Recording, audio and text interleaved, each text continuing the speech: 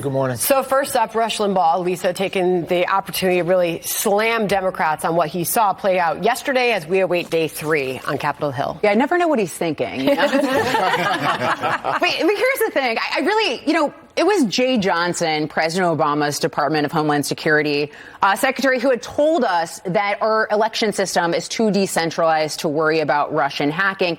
Yet after President Trump won, we've seen Democrats undermine Americans' faith in institutions. You saw it from Adam Schiff on the Senate floor yesterday. Not only that, but it was Democrats, Nancy Pelosi's own daughter, who was calling for faithless electors and encouraging that process after President Trump won. It's been Democrats calling to abolish the Electoral College. It's Democrats who have pushed this fake narrative of Russian collusion to try to convince Americans that somehow the election was stolen from Hillary Clinton. So it's Democrats all this time who have been undermining faith in Americans, or undermining faith in their institutions. Much like Rush, we don't have to guess where you're coming from, Lisa. It's pretty clear. Fair, I'll concede that. I want to give Jason a fair shot, but let's listen to that soundbite from Adam Schiff that Lisa mentioned and give you a fair shot to respond. Here he is on the Senate floor.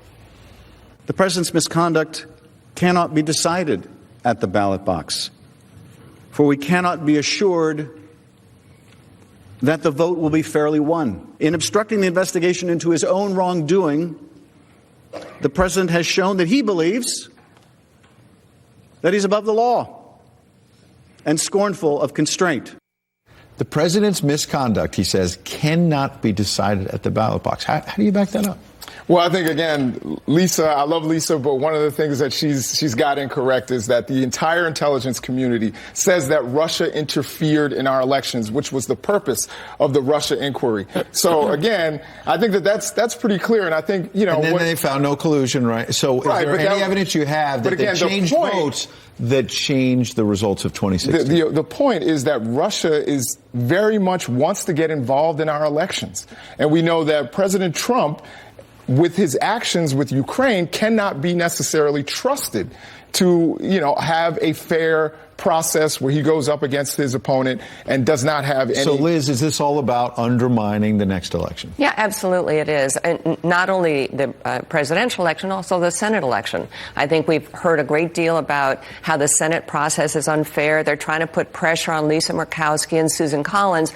Democrats really want to take back the Senate, even if they don't win the White House, which at this point looks pretty dicey for them. But look, I think this is all about politics. What's amazing to me is that Adam Schiff doesn't realize he's published a mystery novel and make it totally uninteresting by putting the conclusion out there months ago. We know what they were going to say, and here he is 2.5 hours yesterday saying it over and over again. People have tuned out. It's pretty clear that voters, and by the way, that investors are paying no attention whatsoever. So what is it all for? Well, people are certainly tuning in. They'll be tuning in again this afternoon. Jason, as far as Karl Rove's take on all of this, he puts it loud and clear in the Wall Street Journal this morning, and he asks a question basically responding to Adam Schiff, making the case that what President Trump did was a threat to our national security. He asks, would Democrats impeach Obama? His dealings with foreign officials in Congress look as suspect as Trump's. Democrats are now hyping a Government Accountability Office report finding that Mr. Trump's Office of Management and Budget broke the law by delaying the Ukraine aid. But the Democrats ignored the office when it found the Obama administration violated the law 7 times, most prominently in trading detainees from Guantanamo Bay for the deserter Bo Bergdahl. Again, I think that this, first of all, Obama is not the president right now. If you wanted to impeach Obama, you should have gone through the same processes. Second of all, a lot of the things that Karl Rove brought up, whose own credibility I think is a little bit questionable, but... hang on. He's one of our contributors. Oh, okay. I apologize. What's wrong with his credibility?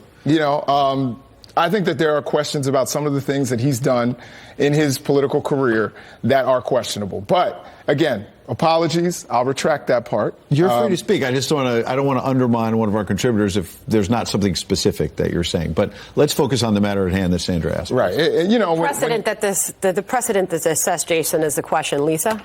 Well, look, I think that the point is of bringing this into the conversation and where it is relevant because it gets to the motives of what Democrats are doing. And you can look at the impeachment articles against President Trump and let's take abuse of power. There's 47 of the 73 inspectors general under the Obama administration that said that the Obama administration was stonewalling their ability to conduct independent investigations. You can go through the list, whether it's 2012 and Michael Horowitz recommending for 14 DOJ and ATF officials to face some sort of discipline because of Fast and Furious. You can go through whether it's John Brennan, the CIA, spying on the Senate Intel Committee and then lying about it to Congress, or even Inspector General finding that Hillary Clinton set up a private server. That's why people are tuning out, though. Right. They know that a lot of bad stuff happened when President Obama was president. No one ever seems to get actually brought to trial for these things that were done that were illegal or possibly impeachable under this current seriously lowered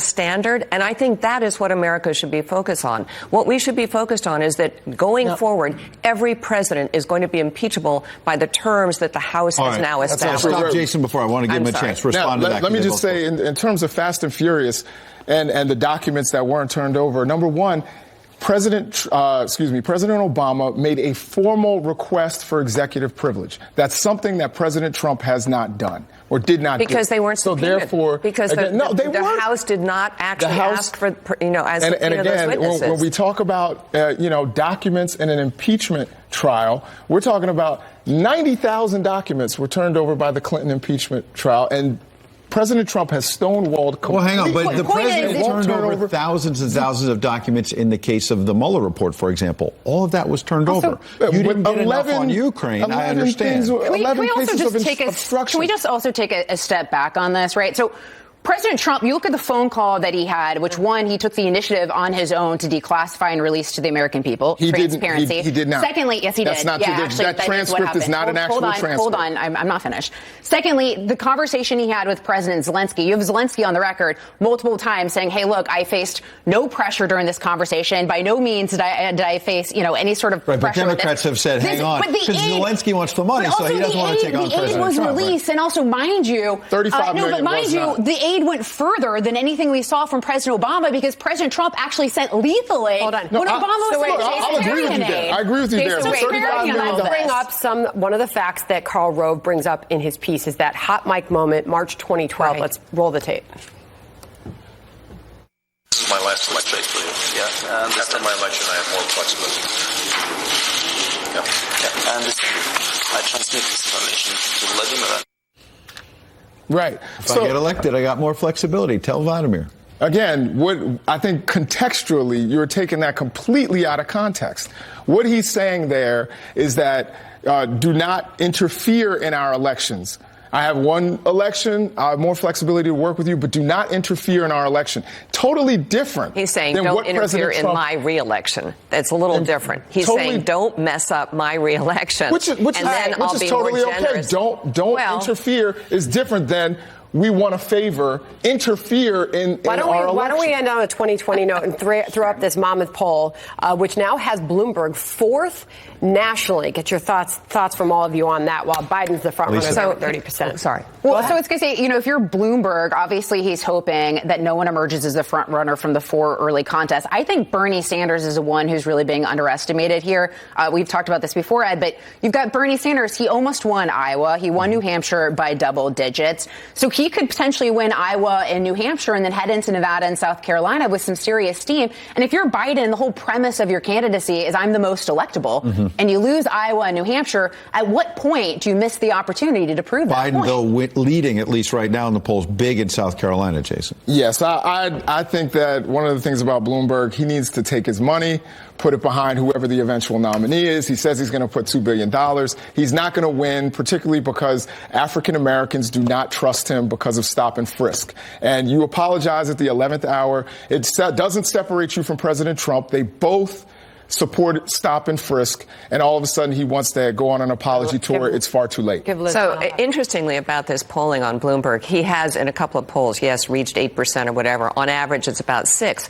But look at the Super Tuesday states. California, 3%. Texas, nothing.